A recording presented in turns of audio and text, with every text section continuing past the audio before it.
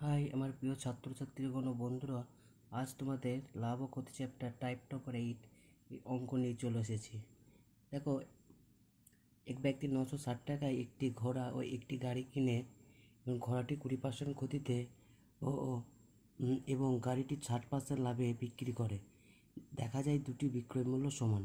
ঘোড়া ও গাড়ির ক্রয় মূল্য কত? আচ্ছা দেখো বন্ধুরা, আমি আচ্ছা 20% মানে হচ্ছে ক্ষতি 80/100, 4/5।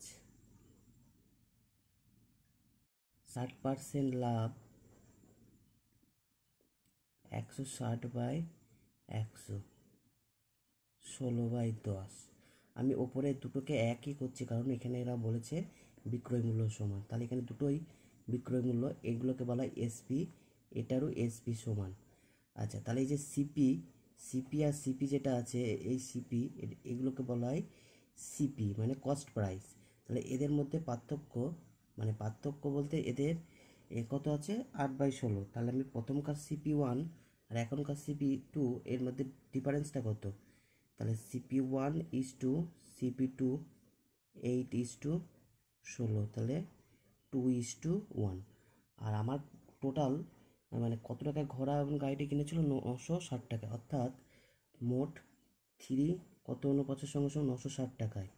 আচ্ছা, 2:1 মানে হচ্ছে 2 গুণ যোগ 1 মানে 3, তাহলে 3 হচ্ছে 960, 960-এর সমান 1 হচ্ছে, তাহলে কত 960/3, 320, 3 3 3 2 320 টাকা।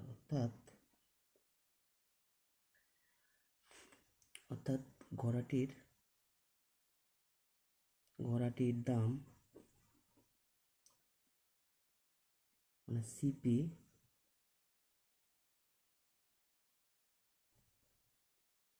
320 গুণ 2 640, গাড়ির